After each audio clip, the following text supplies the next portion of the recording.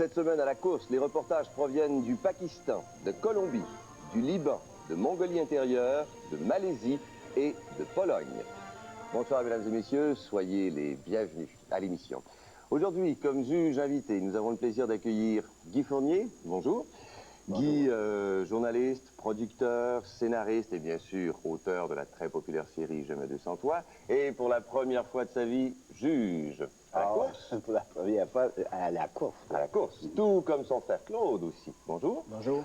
Claude est scénariste, monteur, chef opérateur, réalisateur. Il a été pendant quelques années le président de l'Institut québécois du cinéma. Et en ce moment, vous travaillez sur la mini-série René Lévesque, et puis aussi sur une autre mini-série totalement différente pour la France et l'Allemagne, sur Alma Mahler. Ah bon? Bon.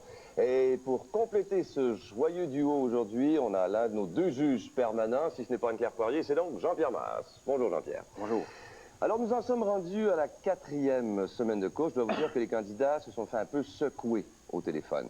On réalise que le départ est un petit peu lent cette année, surtout quand on a en mémoire les meilleurs films des 4 dernières années. Mais on est aussi conscient que la pression est très forte et que la barre est de plus en plus haute. Et comme on travaille avec quelques semaines d'avance, je vous dirais aussi que les angoisses de chacun commencent à être surmontées. Et on va finir par te croire, Jean-Pierre, quand tu nous dis que c'est à compter de la 8e semaine qu'ils trouvent leur rythme, leur style, leur vitesse de croisière. Ah, mais je les ai payés pour qu'ils me donnent raison. Bon, ça y est, c'est parti. Alors, on commence avec Manuel cette semaine. Karachi. Shit. Thinking I was going back to Pakistan just gave me la cafard, like the French said. Alors avant de quitter l'Inde pour le Pakistan, Manuel a dû patienter une bonne dizaine d'heures avant de prendre possession de sa nouvelle caméra. L'autre était tombé du trépied, la lentille était inutilisable.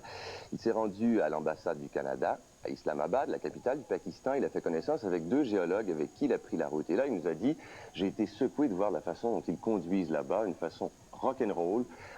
Soit qu'on achète son permis de conduire, ou soit qu'on passe un test sur une distance de 50 pieds et l'affaire est dans la poche, paraît-il. Alors, après avoir passé une journée avec ces 2 géologues, il était un peu découragé de les voir s'extasier devant des petits cailloux. Il n'avait toujours pas de sujet et c'est à son retour vers Islamabad qu'il a finalement trouvé. Vous me reconnaissez?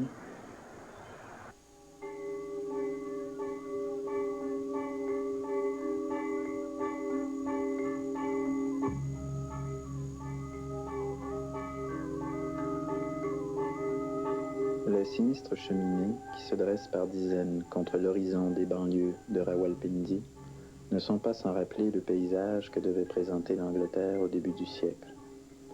Des coloniaux et leurs enfants qui sont restés au Pakistan après le départ des Anglais en 1947 vous diront que le pays n'a pas beaucoup changé depuis l'indépendance.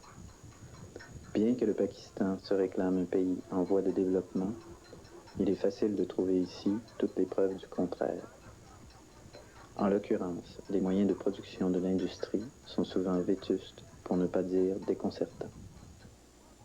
Avec une population qui est doublée en 20 ans de 65 à 122 millions d'habitants, le Pakistan est submergé par des problèmes sociaux d'envergure communs à tous les pays du tiers-monde. La croissance démographique et la désertification des sols contribuent à la migration des populations rurales vers les grands centres.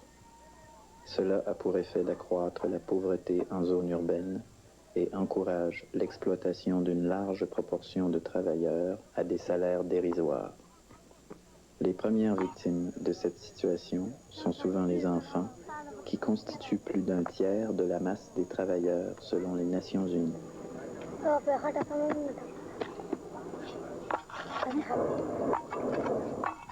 En 1980, le gouvernement fixait pour la première fois de son histoire la norme du salaire minimum, c'est-à-dire 40 roupies par journée de travail, soit l'équivalent de 2 $ canadiens par jour. Ce taux est toujours en vigueur aujourd'hui. Les choses ne changent pas vite au Pakistan.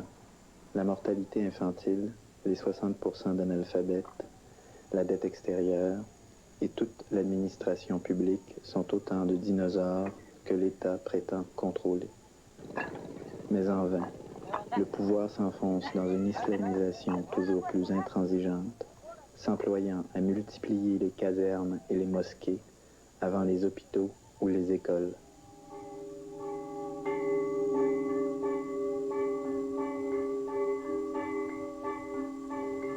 Seigneur, je bâtirai pour toi des cités à l'image de ta splendeur. Bismillah ir-Rahman ir-Rahim. Seigneur, je construirai pour moi l'autel de mon sacrifice à ta gloire. Inch'Allah.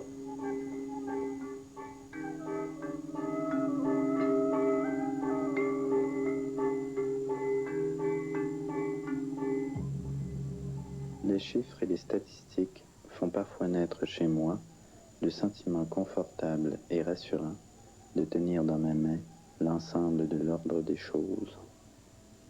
Quantifier les masses et normaliser les populations impose une vision généralement abstraite du monde, une démesure que le regard d'un seul homme ne peut embrasser. Ainsi, j'étais venu cueillir dans les champs de glaise la misère rouge et noire des fours à briques de coups de balle.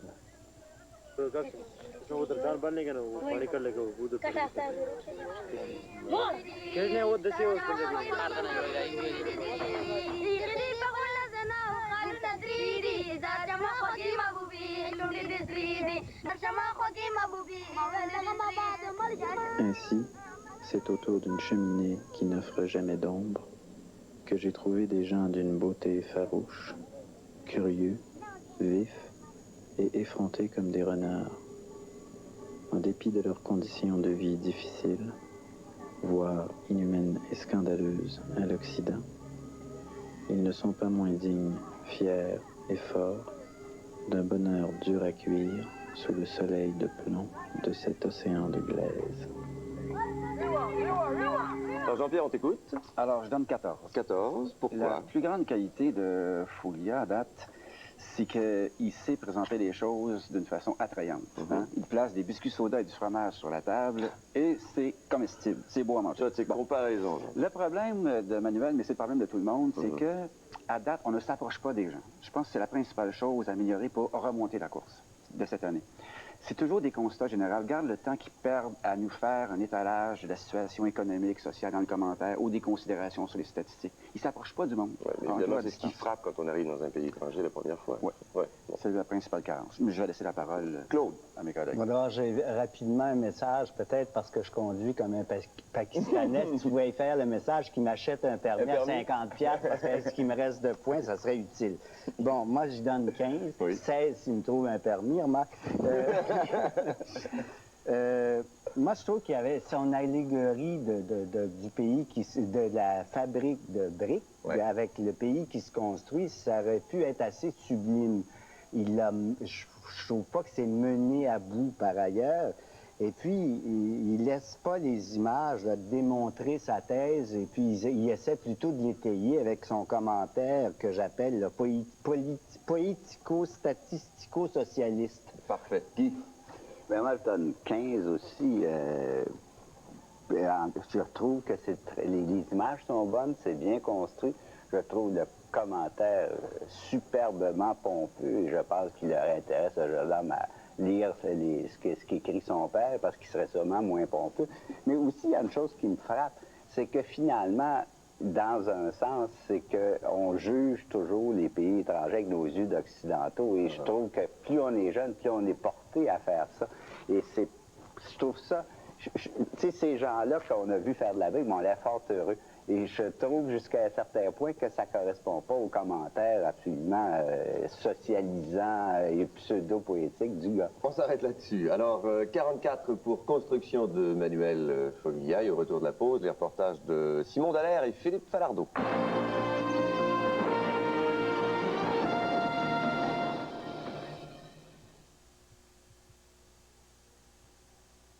Alors, il n'y a aucune erreur possible. Ce personnage ici, ce n'est pas moi. Alors, effectivement, la ressemblance n'est pas parfaite, mais l'idée est là quand même. Philippe est toujours en Colombie. Il a quitté Carthagène pour se rendre un peu plus à l'est, dans la région natale de l'écrivain Gabriel Garcia Marquez, introuvable. Il poursuit vers l'est, nord-est, un peu à la frontière du Venezuela, à la recherche des pêcheurs de coraux. Et là, il y a 15 jours, il nous confiait « Je suis le rêve des arnaqueurs ». Eh bien, ça se poursuit. On lui a demandé 10 $ pour faire un tour de barque où il devait lui-même ramer. De retour à son hôtel, il réalise qu'on lui a volé 250 $ américains. Au poste de police, on lui dit avec le sourire « Vous voulez un rapport de police? Mais vous plaisantez, mon brave. Philippe en est arrivé à la conclusion que la Colombie est un pays d'extrême, mais que les gens ont appris à vivre avec. Il a trouvé son sujet dans un endroit qu'on appelle Arte Dos, la Mecque des artistes sud-américains. On dit ici que si Kafka avait été colombien, on lui aurait donné l'épithète de réaliste. Après 5 semaines à cheval sur ma caméra, je commence à penser que le Macondo de Garcia Marquez existe vraiment. Mais il me faudrait toute une vie pour comprendre un univers dont les difficultés sont à ce point énormes qu'elles m'empêchent d'en discerner la portée. Ici, le mythe et l'imaginaire se confondent aux catastrophes naturelles et aux tragédies humaines. La magie et le fantastique nourrissent le quotidien, au même titre que la violence et la mort. À tout moment, la vie peut vous avaler.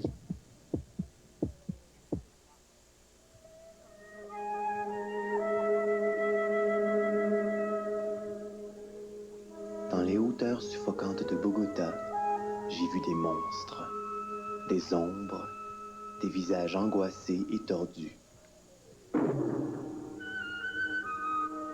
J'ai vu un passant qui cherchait un lieu de dernier repos pour y déposer un cadavre et y reposer sa conscience.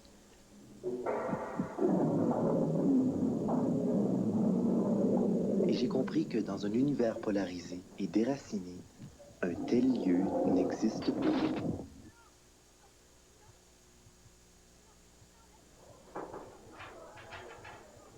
Derrière ces images, il y a un artiste, le son rugueux d'une plume, de l'encre blanche et noire, 10 000 dessins, des centaines de milliers de marques rectilignes et difformes et surtout, un regard troublant sur la société ambiante.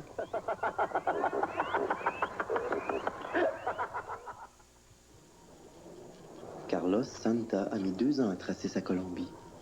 Une Colombie tiraillée par un métissage culturel et idéologique complexe, une Colombie précipitée dans une révolution industrielle tardive, une Colombie héritière de 64 guerres civiles en 172 ans d'indépendance.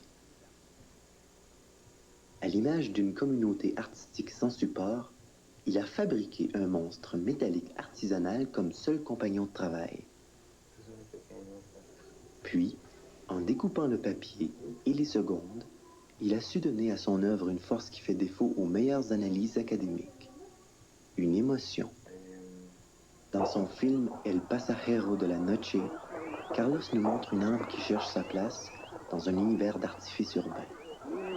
¿Para dónde vais con ese muerto? Comment ne pas comprendre son désarroi quand il découvre partout un monde unidimensionnel, un monde vide, un monde préoccupé à deviner le 21e siècle, un monde traversé par la corruption, un monde sans véritable communication.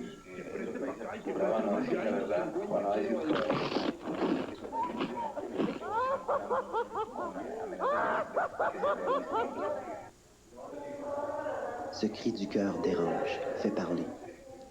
Étudiants, artistes et même officiels viennent voir, poser des questions. Ils y rencontrent un petit homme timide au sourire chaleureux.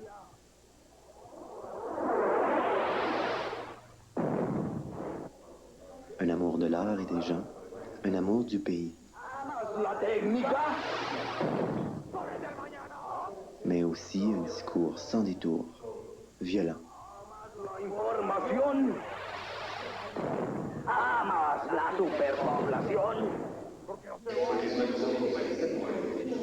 Et une solitude. À la fin, le passager de la nuit trouve son refuge. Un espace déserté où tout est à refaire. Oui, il me faudrait toute une vie pour comprendre la nostalgie de tout un pays, de tout un continent, qui cherche obstinément un équilibre entre les extrêmes du mythe et ceux de la difficile réalité.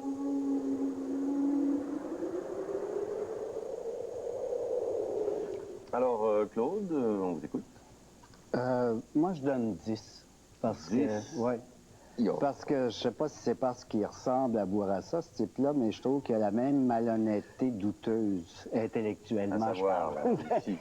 C'est parce que je trouve que j'apprends rien sur cet artiste, cet animateur-là. Et en même temps, il y a une façon que je trouve tendancieuse de servir du travail de cet animateur-là pour presque nous faire croire que c'est de lui. J'aimerais me tromper, mais j'ai pas l'impression de me tromper en pensant que c'est impossible d'avoir réalisé ces séquences d'animation-là lui-même, et donc ça se sert du talent de l'autre plutôt que du sien. Guy, serez-vous plus généreux? Ben, moi, je donne 15, mais je trouve, moi aussi, qu'il a beaucoup bénéficié du sujet dont il a traité. Par contre, ce que je trouve dommage, c'est que finalement, on est très mal situé. Je trouve ça un peu confus. Je trouve ça difficile de voir exactement, de regarder cet artiste-là. Et je trouve ça, encore une fois, affreusement intellectuel et pompeux. Jean-Pierre? Moi, je donne 15, mais je ne veux pas déclencher la guerre entre les deux. Non, il y a quand même... il nous présente un artiste que je ne connaissais pas. Il m'apprend quelque chose. Et les dessins animés faits par Carlos Santos, hein, je pense qu'il s'appelle le gars, c'est intéressant, c'est beau, puis c'est profond par rapport à la situation de la Colombie. Alors, il a quand même choisi des extraits de ce que l'autre avait fait. Il a fait des raccords aussi. On voit à un moment donné une espèce de Mais ce que je veux dire, c'est que là aussi, on ne s'approche pas. Il nous montre le gars dans des positions officielles. Je donne 15, je l'ai dit, mais tu me coupes, là. Oui, Total 40, Extrême-Occident, Philippe Falardeau. J'espère sincèrement que la résistance libanaise réussira à expulser un jour les Syriens du pays. Alors, vous avez compris que si notre ami Simon était libanais, il serait depuis longtemps dans les milices chrétiennes. Il a vraiment été bouleversé par les gens et ce qu'ils vivent. Il nous parle cette semaine d'une famille maintes fois déplacée en raison de la guerre. Et comme il fallait s'y attendre, Simon est tombé en amour avec la fille aînée de cette famille. Elle a 18 ans, elle s'appelle Milad, ce qui veut dire Noël en libanais. Tout ce qu'il espère maintenant, c'est de gagner assez de prix en argent à la course pour faire venir un jour au Québec l'élu de son cœur. Depuis que je suis arrivé au Liban, j'ai pas eu le temps d'apprendre beaucoup de mots d'arabe. Il y a par contre un nom qui a une signification toute particulière pour moi maintenant. C'est Miladi. Ainsi se nomme celle que j'épouserai. J'attends seulement la bénédiction de mon père et celle de Pierre Terrien. Simon Dallaire, quelque part au Liban.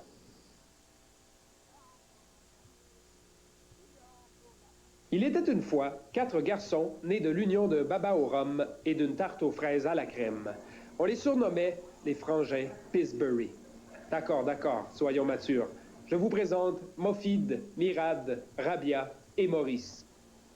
Au début de la guerre, leur père Boutros, chassé par les Druzes, dut quitter ses arpents de terre durement gagnés pour aller s'établir à l'est de Beyrouth-Ouest. Ce fut, pour lui et sa famille, le début d'un long calvaire. Je me demande d'ailleurs comment lui et sa femme ont fait pour ne pas sombrer dans la folie. Probablement grâce à la gloire de Dieu. Enfin, toujours est-il que les années ont passé et la survie ressemble aujourd'hui à la vie. Cette famille chrétienne de 4 garçons et 5 filles possède quelque chose de précieux. Ils m'ont promis que je le trouverais quelque part entre le sucre en poudre et les brisures de chocolat. Appétissant, n'est-ce pas?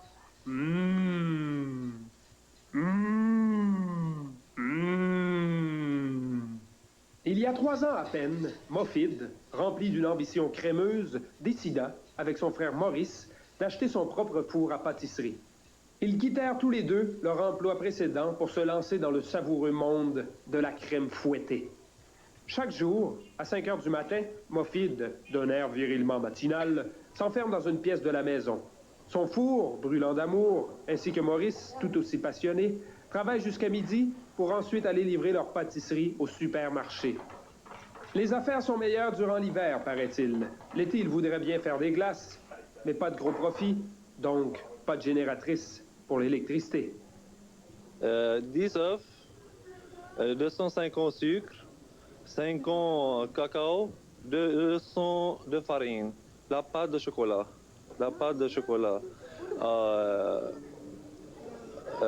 crème, kilo, 200 grammes sucre, un peu vanille, salade de fruits. C'est tout. Chocolat ou vermicelle. Mofid et le reste de sa famille ne me comprennent pas lorsque je prononce le mot « stabilité ». Probablement est-ce en raison de ces 11 déménagements qu'ils ont subis pendant la guerre. De l'escalier d'un cinéma aux profondeurs d'une maison désaffectée, des marches d'un autre cinéma aux ruines d'une maison bombardée. Si un tel destin peut exister et que l'on a la force d'y résister, alors on mérite une immortalité paisible. Les éclairs au chocolat. Pour les éclairs au chocolat, 450 grammes beurre, 200 grammes farine, 10 œufs, 10 grammes sucre, 20 grammes sucre et 10 sel. Pour la crème au chocolat de éclair, 1 litre eau. Peut-être, mais quand je regarde Maya, née il y a 6 ans dans l'obscurité d'une salle de projection, je ne peux m'empêcher de trouver le scénario un peu triste. C'est très bon. Il est vrai que le sourire de Miladé fait friser les cheveux, oublier des heures de souffrance et regretter les distances. Je jure à genoux que je ferai tout pour revenir la chercher. Quant à toi, mon cher Mofid, tes gâteaux sont très bons, mais la meilleure recette que toi et ta famille possédez, c'est celle qui donne tant de goût à la vie. Hey, where did we go? Days when the rains came. Alors qu'on se dit, je lui accorde ma bénédiction. Moi, j'aime beaucoup ça. Je trouve qu'il y a des idées très amusantes, entre autres les sous-titres avec des propos qui ne correspondent pas. Je voudrais dire quelque chose à Simon Dallaire. Moi, je vais faire venir Milady à mes frais, mais à bon profit, évidemment. Mais pour tout ça, pour avoir découvert Milady, pour avoir fait un bon petit truc, moi, je donne 19. Oh, Seigneur Jean-Pierre, un premier 19. Moi, moins enthousiaste, mais quand même séduit par moment, je donne 15. Ouais. Bon, ce qui commence à m'embêter avec Simon, c'est qu'il veut faire systématiquement drôle et qu'à la limite, ça devient presque une caricature de lui-même. Il a déjà dit, j'ai toujours trouvé qu'à la course, les gens étaient trop sérieux, il faut dédramatiser. Bon, c'est sa façon de voir les choses. On apprend plein de choses, mais là, il devient envahissant et par moments encombrant, puis il a raté des choses extraordinaires. Le contraste entre les pâtisseries et les décombres de Beyrouth et la place des pâtisseries dans la gastronomie orientale, c'est drôle. Il nous apprend beaucoup de choses, la famille, mais il a raté le bateau par moment. Claude. Moi, je trouve qu'il n'a pas raté le bateau. S'il veut faire drôle, il est drôle, donc ça marche. Puis tant mieux si ça dure. Moi, ça m'encombrera jamais. Moi, je donne 19 parce que je trouve qu'il y a une verve de conteur. Il est de son âge, lui. Il est sensuel, il a de l'humour, il est original. Et en plus, par le biais de son film, j'apprends que les gens continuent à vivre à Beyrouth à cause de Milady et de sa famille. Claude, je vous interromps. 53 pour Saveur de Croissant Fertile de notre ami Simon Dallaire. Et puis au retour, nous vous présentons les reportages de Sophie Bolduc et Pierre Deslandes. À tout de suite.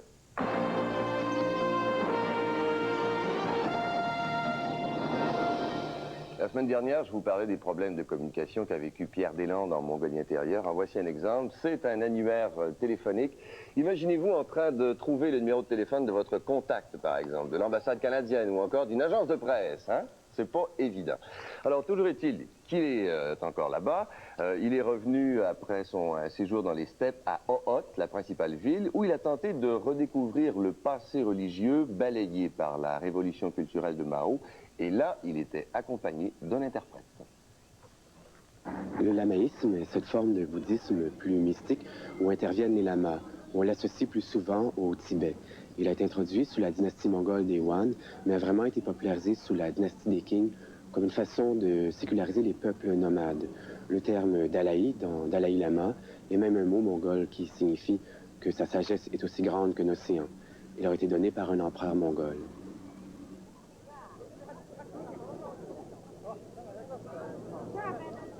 Dans les steppes de Mongolie intérieure, une ville. Dans la ville, une rue animée du bruit de la négoce. Dissimulé dans la rumeur, le silence d'un temple.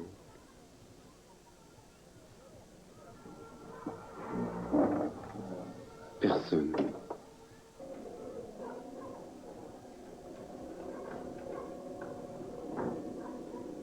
J'ose transgresser le mythique recueillement de ces lieux inanimés, mais devant moi, la porte reste obstinément fermée. conspiration du silence autour du profanateur de temple, pas la moindre ouverture pour saisir une parcelle du mystère, pas la moindre interstice pour apercevoir les lamas. Je ne vois personne. Peut-être ai-je mal regardé dans ma hâte d'esquiver ces dalles bruyantes. Peut-être ai-je croisé une de ces âmes qui spiralent en silence pour accéder au nirvana.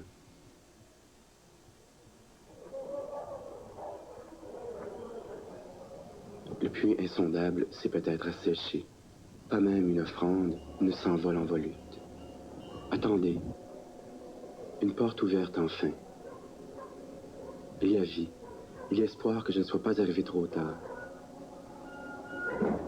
Il y a peut-être encore quelqu'un qui marche hors de ce monde désenchanté, qui contemple et qui s'absorbe dans l'au-delà. À son regard, je comprends que l'enchantement n'est plus donné, n'est plus gratuit, que bientôt leurs pas ne résonneront plus. Des 5000 temples de Mongolie intérieure avant 1949, il n'en reste que 1000 aujourd'hui. Derrière cette grille se cachent les vestiges de la fureur de la révolution culturelle. Les fenêtres bouchées, le temple a suffoqué. Ces murs sans fenêtres sont devenus des logements. Mais alors, ces murs lézardés, sont-ils les seuls témoins de l'histoire? Dans les steppes de Mongolie intérieure,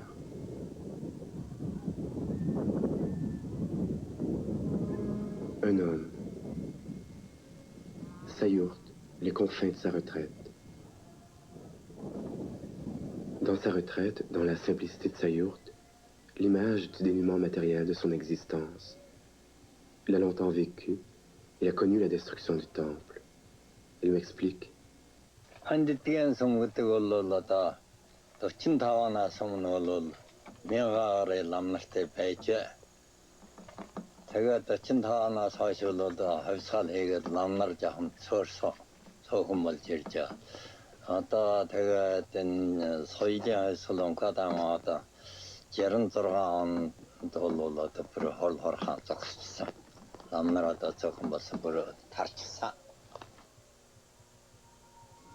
Il m'explique aussi que la nouvelle politique du gouvernement permet à n'importe quel jeune homme de devenir lama. Mais je comprends aussi qu'il n'y en a que 4. Toute une vie consacrée à l'apprentissage et une discipline du lamaïsme, toute une vie de méditation. Mais si le temple a traversé comme toi les périls de l'histoire, j'ai peur qu'aujourd'hui on en vienne à vénérer un nouveau dieu. Amba, repose-toi avant ton dernier périple. Celui que tu termines est déjà bien lourd des leçons d'une histoire qui s'achève. Oui, Jean-Pierre. Bon, un excellent sujet qui peut nous faire comprendre beaucoup de choses de la Mongolie, mais bon sang qu'on est loin des gens. Ça lui prend 2 minutes pour arriver au lama.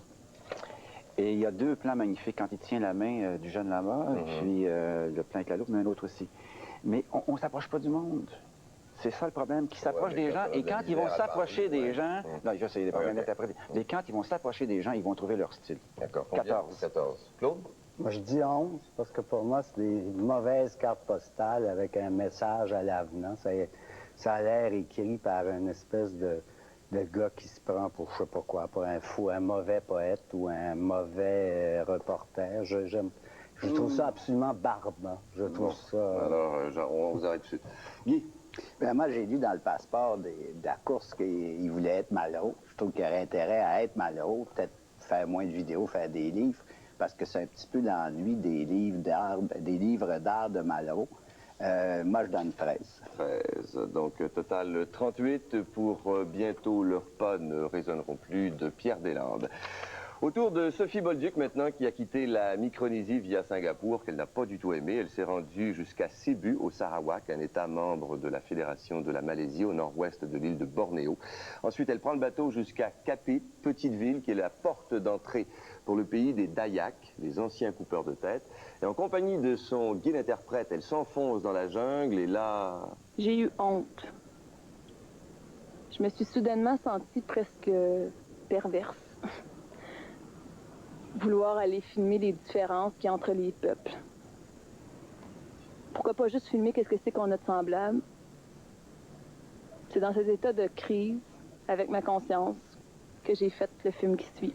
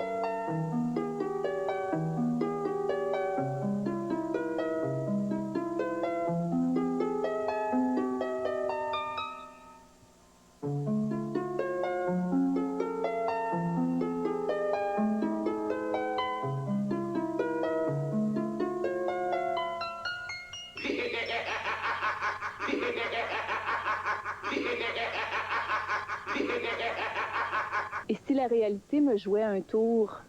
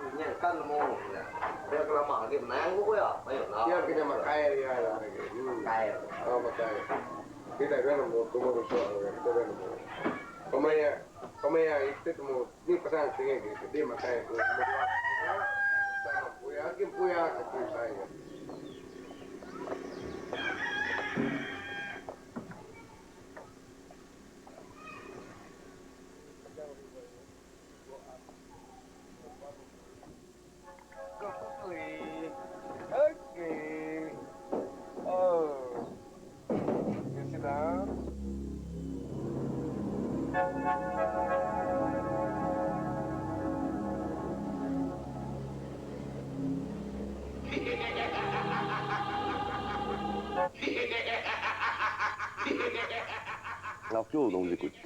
Ben, moi, malgré tout, là, je donne 11 juste à cause de son début. Parce que son début est mystérieux, c'est dramatique. On pense qu'elle va aller quelque part, et là, ça va nulle part. Et en plus, comme elle filme mal, parce que j'ai remarqué tout au long, c'est très, très mal filmé. J'ai l'impression qu'elle a du mal avec sa caméra. Mais au début, dans son teaser, ça la sert, cette malhabilité-là. Ouais. Donc, moi, malgré tout, puis il y a un petit effort d'originalité au début, c'est triste que ça arrête là, 11. Ben, moi, je trouve Sophie bien belle, mais je trouve que 1839, une dernière fois, je trouve que ça devrait être vraiment la dernière fois. Je pense qu'elle n'a pas perdu juste son chapeau, elle a perdu un petit peu la tête dans ce truc-là, moi. C'est difficile de donner plus que 9. Oui, Jean-Pierre? Moi, je donne 11. 11. Je pense qu'effectivement, Sophie, elle est mêlée comme... c'est une fille qui a beaucoup de vie intérieure. Elle est même contemplative. Et c'est très juste ce que tu disais, la caméra n'est pas bonne. Et c'est une fille qui s'est filmée, on l'a vu précédemment. Oui. Elle a un sens plastique développé. Si ça pouvait intégrer les lignes de force qu'il y en a, ça va débloquer. 4e semaine, il y a de l'espoir. On l'a dit, hein, à partir de la 8e. 31 pour 18-39 une dernière fois. Voici maintenant les prix qu'il pourrait gagner. Premier prix, un stage d'1 an en réalisation à l'ONF. Deuxième prix, un stage d'1 an à la télévision régionale de Radio-Canada en journalisme ou en télévision générale. 5 000 $ offerts par la Société Radio-Canada et un stage en montage vidéo chez Bellevue Pâté d'une valeur de 5 000 $. Afin de développer un projet, 20 000 $ offerts par Téléfilm Canada à un candidat dont le reportage se distingue par la qualité de son traitement. Prix de l'ACDI d'une valeur de 3 000 portant sur un aspect du développement international. Prix du CRDI d'une valeur de 3 000 Prix conjoint du CIAS et de l'Université de Moncton d'une valeur de 3 000 Prix du ministère des Communautés culturelles et de l'immigration d'une valeur de 3 000 Prix Hydro-Québec sur la préservation des ressources d'une valeur de 3 000 Prix JVC, qualité de l'image d'une valeur de 3 000 Prix SRC, qualité du commentaire d'une valeur de 3 000 Prix du public, la presse, d'une valeur de 2 000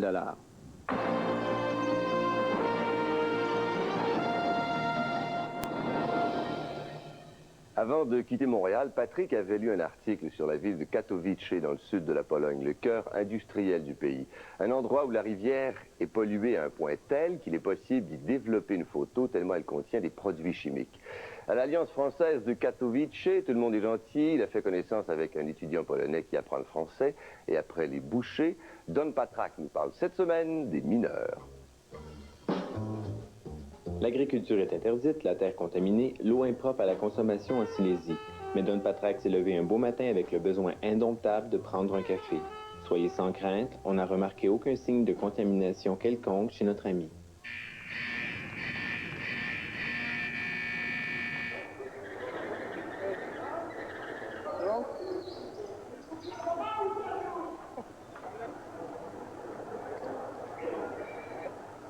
Au retour à la surface, ils nettoient leur corps comme on se lave d'un péché.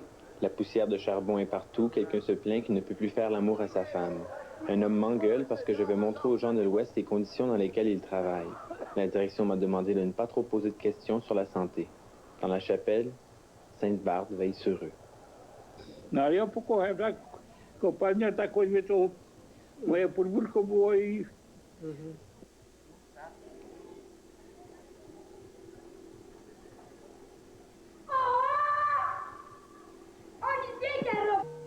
Ils sont venus s'exiler ici pendant longtemps.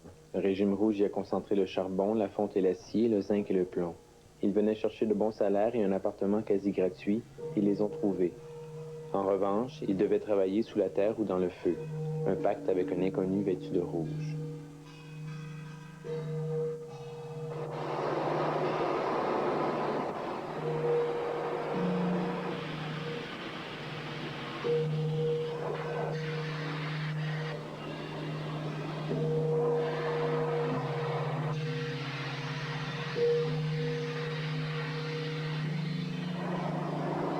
Nogi bolą mnie, bo to jest taka praca zaspawacza. Co tu jeszcze by powiedzieć? Żeby jak najprędzej na tę emeryturę iść. Les serpents de feu passent rapidement entre les ouvriers dans une chaleur qui peut atteindre 40 et 50 degrés. La poussière est partout, le bruit omniprésent. Alors que quelqu'un gratte le fond d'une mine, un homme pense au ciel en nourrissant le feu. Les machines ne sont pas moins dangereuses, elles datent du début du siècle. L'argent manque pour moderniser alors que les cheminées crachent des vapeurs corrosives dans le ventre des femmes. Dans le quartier de Ligota, un enfant naît mort-né tous les 10 jours. La Silésie est une impasse. 50% de ses habitants travaillent dans les mines alors que l'autre moitié se départage entre la sidérurgie et le commerce plus florissant. La région est souillée. Le ciel, l'eau, la terre et les hommes. Le feu est roi et maître et rit de la folie d'un système. Lors de l'entrevue, un représentant de la direction était derrière la caméra. Nie obawiasz się, że będziesz miała problemy ze zdrowiem tutaj? Ja myślę, że jeżeli będziemy przestrzegać tych masek, tych wszystkich takich... Czy jest to przestrzegane właściwie? No jest.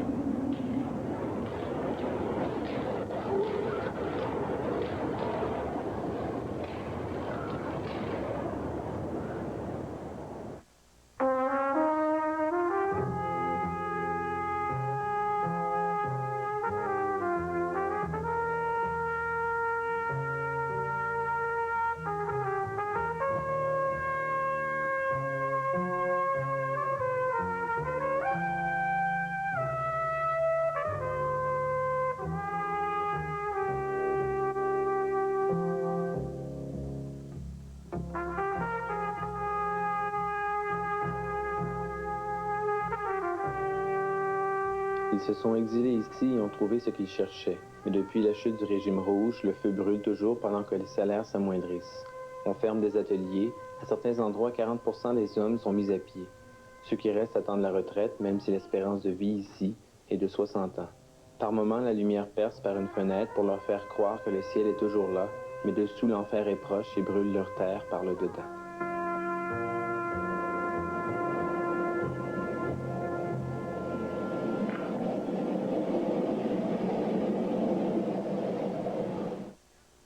Alors, c'est un petit souvenir donc de Pologne que s'est offert Patrick. Oui, Guy. Ben, c'est bien fait, mais plus traditionnel que ça. Là. Je trouve que vous devriez l'engager à enjeu ou au point, parce qu'il est mûr pour ça.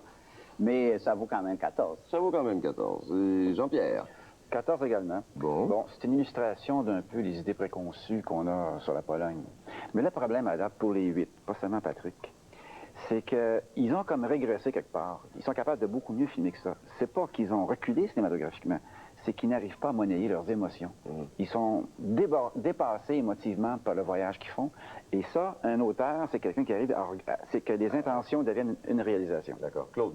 Moi, je dis 11 parce que je trouve qu'il n'y a aucune correspondance entre la dureté du travail, de la vie qu'il essaie de montrer et les images.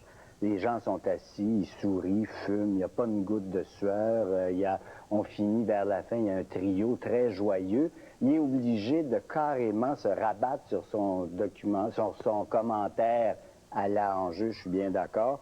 Et puis un petit coup de blues de Miles Davis pour essayer de nous faire un petit coup d'émotion, de nous fouetter. Je trouve que c'est très peu réussi. Total 39 pour Un homme qui pense au ciel en nourrissant le feu de Patrick Demers. Dans le journal La Presse de lundi, vous trouverez un coupon. Vous le remplissez et vous nous le retournez par la poste. Un seul coupon par enveloppe. Nous acceptons les facsimilés. Mais pas de photocopie! Et en répondant correctement à la question, 2 personnes pourraient gagner chaque semaine un certificat cadeau d'une valeur de 200 $ offert par Ulysse, la librairie du voyage. Vous recevrez en plus un exemplaire du livre La course Destination Monde, publié aux éditions Saint-Martin. Et ce n'est pas tout. À la fin de l'année, nous procéderons au tirage du Grand Prix du public parmi tous les coupons reçus. Et 2 personnes s'envoleront alors sur les ailes d'Air France vers Hong Kong. Ils découvriront le toit du monde avec Club Aventure Voyage, une prodigieuse route qui les conduira jusqu'à Katmandou. Un prix d'une valeur de 11 000 $. Et n'oubliez pas de voter pour le candidat de votre choix. La semaine dernière, nous vous demandions qui décréta des privilèges spéciaux pour les bouchers du royaume. Charles IV. Alors, félicitations aux personnes dont les noms apparaissent en ce moment à l'écran. Aujourd'hui, on vous demande avec qui Simon est-il tombé en amour cette semaine? Avec qui Simon est-il tombé en amour cette semaine? Bonne chance.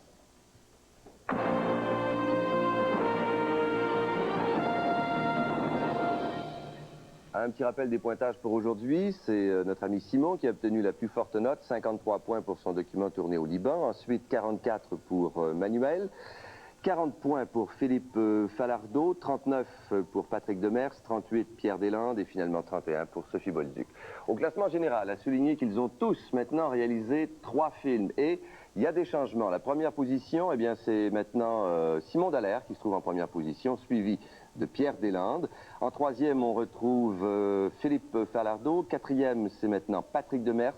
Cinquième position, Marc Roberge. Sixième, Manuel. Et puis finalement, Violaine et Sophie sont respectivement 7e et 8e. Les relâches maintenant. Il y a Violaine qui a rencontré Simon à Paris. Formidable de se retrouver, mais l'enfer, paraît-il, de réaliser une relâche ensemble. La semaine dernière, j'ai rencontré Simon Dallaire. Je ne sais pas trop pourquoi, lorsque l'on est dans un pays étranger, on rencontrerait n'importe qui qu'on lui sauterait au cou, même un gars de Sainte-Foy. C'est ce qui m'est arrivé. Au début, je pensais que je passerais une semaine d'enfer. J'ai passé une semaine d'enfer. Moi, suivre un gars qui marche 50 pieds en avant de toi et qui s'arrête juste pour boire ton verre. Et quoi de plus amusant que de se retrouver dans un cabinet téléphonique avec un grand soulier qui essaie de vous aider à signaler. Et puis, évidemment, on a eu la bonne idée de louer une chambre à 2 pour économiser. Une chambre à Paris, c'est petit, surtout quand le coloc ronfle et sent les pieds. Et puis, côté salle de bain, j'aime autant pas en parler. Ok, c'est bon, tu peux retourner. Ça m'a quand même fait bien de la peine de quitter Simon. Après tout, je ne le reverrai pas avant 5 mois. Enfin, toute chose a une bonne fin. Marc est toujours en Afrique du Sud où il vient de terminer un autre sujet sur le Botswana, une première dans la course. Sa relâche d'aujourd'hui est un coup de chapeau à tous ceux et celles de la sélection finale qui n'ont pas été choisis. 15 hurluberlus marchaient sur une route qui n'existe pas. Une route qu'ils doivent inventer à chacun de leurs pas. Chacun avait sa route, chacun avait son allure. 3 vautours épiaient leurs gestes, leurs mots, leur sensibilité. Ils ont heurté la mienne. 7 arbres sont restés enracinés au Québec. Carl, Jean-Stéphane, Dana, Nathalie, Nicolas, Rachel, Nathalie. 8 poussières virevoltent au gré de leur choix, et au moins une se rappelle qu'avant d'être une poussière, elle a été un arbre. Et ce qu'il y a de bien avec les arbres, c'est que souvent, ils s'habillent de poussière. Alors voilà, Marc Roberge. L'émission achève. Messieurs, vos commentaires, impressions sur l'expérience? Vite, je trouve que la poésie, c'est comme des parents, ça fait beaucoup de tort aux jeunes. Je trouve que c'est une vraie relâche parce que si je comprends bien, Dallaire n'est pas tombé amoureux de Violaine, donc il a fait relâche cette fois-là pour vrai. Tout à fait, c'est bon ça. Merci d'avoir été des nôtres aujourd'hui. Merci Jean-Pierre, à bientôt. Merci à vous également de nous avoir donné tant d'informations pour les contacts pour nos candidats, c'est extraordinaire. Je vous donnerai bientôt tous les détails pour obtenir un t-shirt de la course Destination Monde. Maintenant, vous aimeriez peut-être faire partie de notre jury public. Nous enregistrons une émission le samedi 24 octobre prochain. Dites-nous pourquoi, en quelques lignes, vous aimeriez être avec nous en écrivant à la Société Radio-Canada, la course Destination Monde, case postale 90-80, succursale A, Montréal, H3C, 3P3. Jean-Pierre Mars et Chantal Joly seront les juges pour cette émission. La semaine prochaine, Violaine Gagnon est en Croatie, Marc Roberge à Johannesburg en Afrique du Sud, Patrick Demers en Bulgarie, Pierre Deslandres à Kasgar sur la route de la soie en Chine, Manuel Foglia est toujours au Pakistan, alors que Philippe Falardeau nous fera parvenir un document tourné au Pérou en Amazonie. Là-dessus, au revoir, bonne fin de soirée, à la semaine prochaine.